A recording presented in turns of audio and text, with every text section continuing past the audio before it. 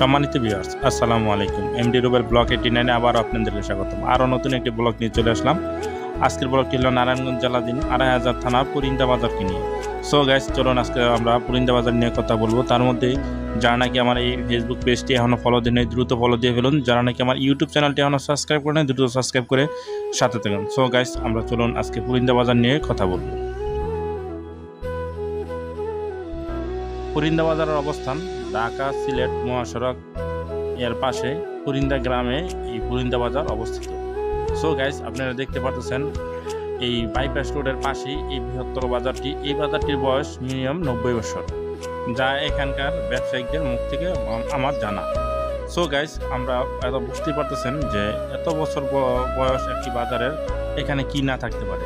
এখানে সব ধরনের দোকানপাট রয়েছে, ইলেকট্রনিক্স সহ সকল ধরনের দোকানপাট রয়েছে। আমরা আজকে দেখাবো কাঁচা বাজার এবং ফলপট্টিটা নিয়ে এবং মাছপট্টিটা নিয়ে। সো গাইস, আপনারা দেখতে থাকুন। প্রথমেই দেখতে পাচ্ছেন যে বিশাল ফল ফুডের দোকান। এগুলো কিন্তু বেশিরভাগ এই এলাকার ফল ফুড। এখানে কিন্তু বাইরের ফল ফুড খুব কম আসে, আর সেটা অনেক পরে। কিন্তু এখানকার ফল ফুডটি বেশি, যেহেতু এটা একটা গ্রাম অঞ্চলের বাজার। আর গ্রাম অঞ্চলের বাজারগুলো একটু ব্যতিক্রম হয়ে থাকে, যা আমার এই ব্লগে দেখতে পাচ্ছেন।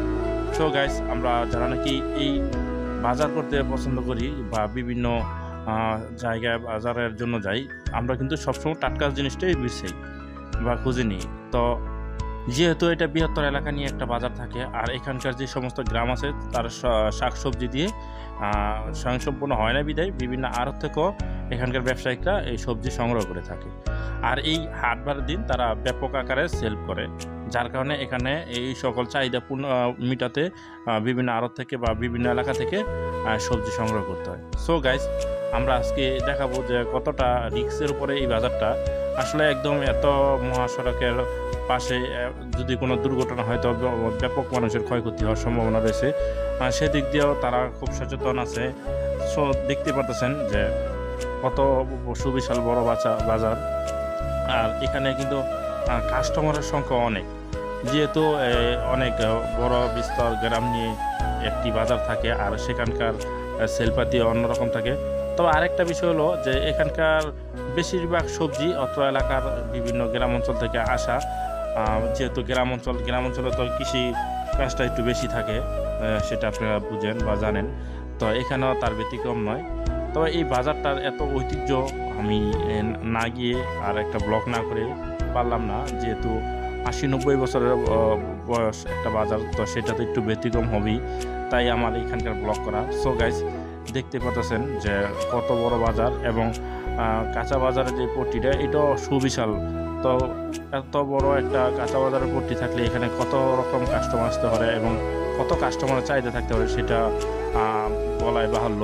সো গাইস, আমরা আরও কিছু আপনাদের সামনে তুলে ধরার চেষ্টা করব আজকে, যেহেতু এখানকার এটা একটা গ্রাম সাইড মাধবদী থানার পাশে, কিন্তু এটা আড়াইহাজার থানার ভিতরে পড়ছে এই পুরিন্দা বাজারটা। যার কারণে এটা আমরা হঠাৎ করে কেউ যদি যায় তাহলে বলি যে এটা মাধবদী, কিন্তু না, এটা পুরিন্দা যেটা আড়াইহাজার থানার ভিতরে পড়ছে। তো আমরা এখন মাছপট্টিতে নিয়ে যাব আপনাদেরকে। মাছপট্টি সম্পর্কে বলবো যে এখানে দেখেন যে কত রকমের মাছ আছে। এলাকার মাছ খুব কম, কিন্তু এখানে আড়ত থেকে আসা অনেক মাছ, বেশিরভাগ মাছই আড়ত থেকে আসা।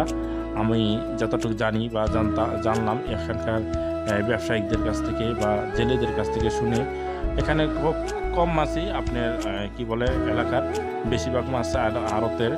কিন্তু মাছ পট্টিটাও সুবিশাল এবং অনেক জায়গা নিয়ে করা।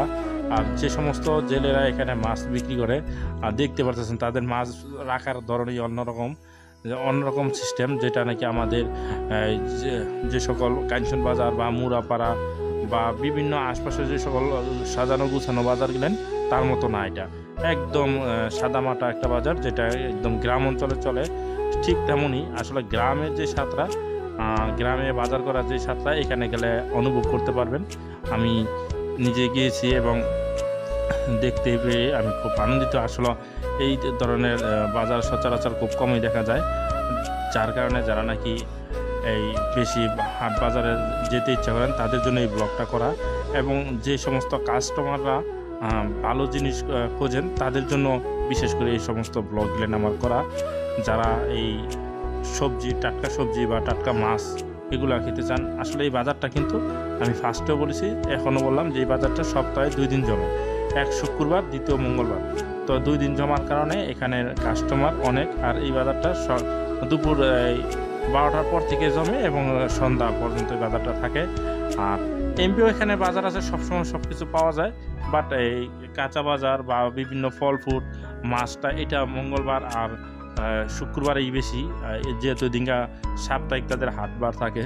আর হাটের গ্রাম অঞ্চলে তো হাটের যেই প্রাধান্যটা এটা খুব বেশি দেয় সাধারণ মানুষ। সো আজকে আমরা এই কাঁচা বাজার মাছপট্টি সহ শুটকি পট্টি সহ অনেক কিছু দেখেছি। যদি আমার ভিডিওটা একটু ভালো লাগে প্লিজ ভিডিওটা একটু শেয়ার দিয়ে দিবেন এবং নতুন কোনো ব্লগ থাকলে অবশ্যই দেখবেন।